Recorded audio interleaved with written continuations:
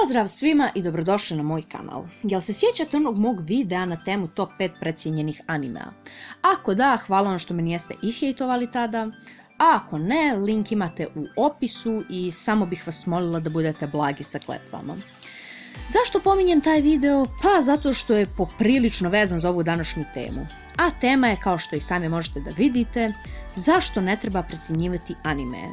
Većina tih mainstream naslova nije popularna jer su savršenstvo koje se ne može nadmašiti, već su overrated iz nekih razloga koje ću kasnije navesti u videu.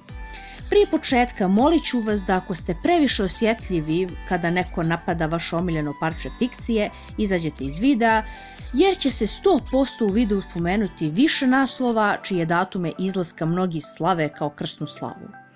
Budući da mi je uvod kraći nego inače, produžit ću ga sljedećim pitanjem. Šta želite da bude specijal za 500 subscribera?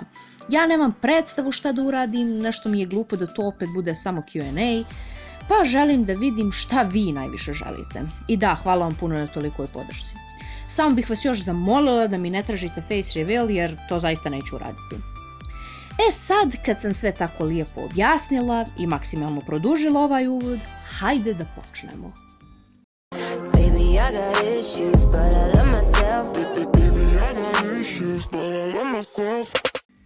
Hajde prvo da definišemo to precjenjivanje anime i da vidimo kakve to vrste precijenjenih animea postoje.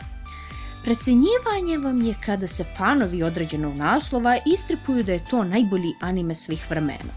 Razlozi zašto ti fanovi tripuju da je taj neki anime najbolji jesu neke krajnje banalne i pomalo smiješne stvari.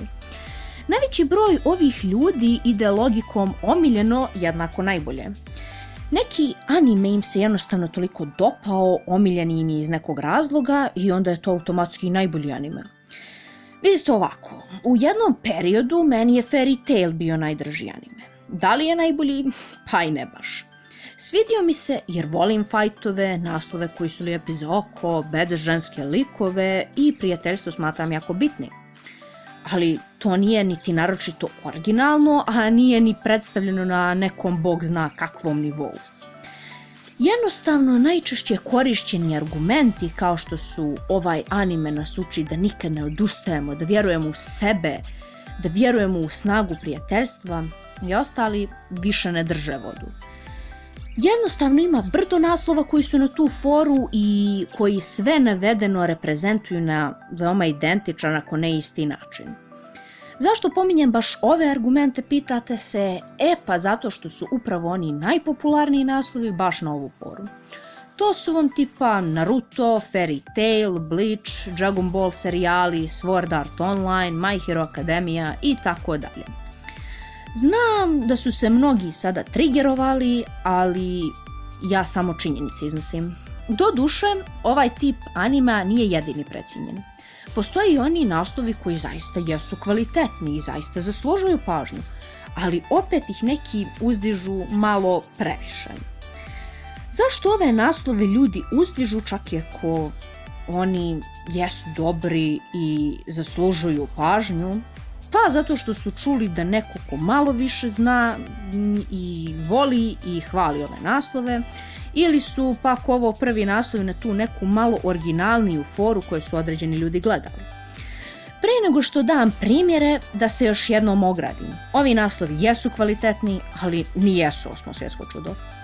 To su vam na primjer Hunter x Hunter, One Punch Man, Death Note, Attack on Titan, Demon Slayer, Fullmetal Alchemist Brotherhood, šta?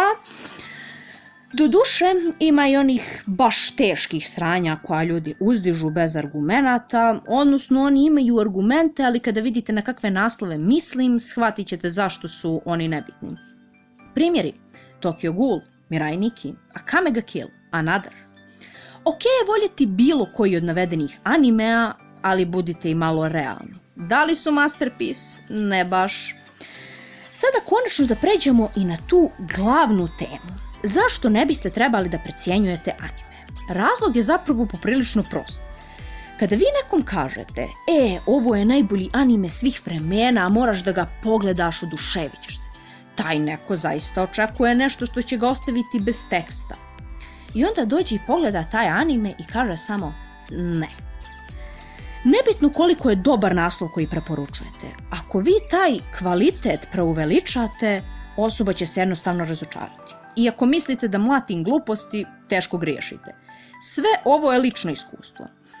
Gledala sam dosta tih overrated naslova i od svih njih najmanje mi se sviđaju oni za koje su onako baš ljudi pretjerali kad su mi ih preporučivali. U mom slučaju to su sljedeći anime: Hunter x Hunter, One Punch Man, Demon Slayer i My Hero Academia. Ima ih još, ali ovo je ono najkritičnije.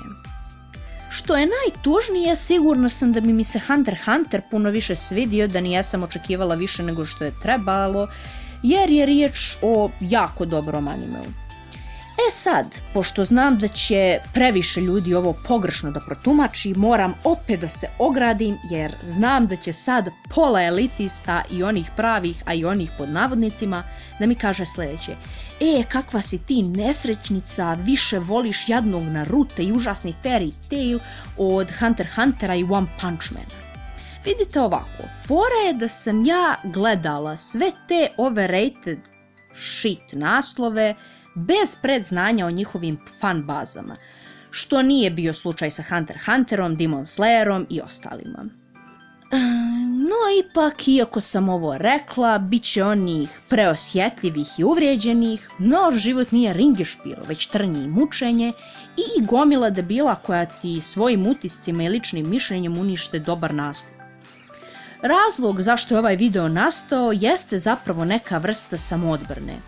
Primijetila sam da se lagano diže hype oko animea Tower of God i Gleipnir i samo ne želim da mi neko uništi te naslove kao što je bio slučaj sa Demon Slayerom. Point ovog videa je da ne pretjerujete u namjeri da objasnite zašto volite neki anime i da ne uništite naslove drugima. Ozbiljno ljudi, imam drugaricu koja neće da gleda FMAB zbog fan baze. Imam neki osjećaj da je ovo malo shit post, ali nema veze, imala sam potrebu da bar pokušam da sebi spasim jednu sezonu. U svakom slučaju, to je to od ovog videa. Nadam se da ste uživali, ako jeste podržite ga i do sljedećeg, pozdrav!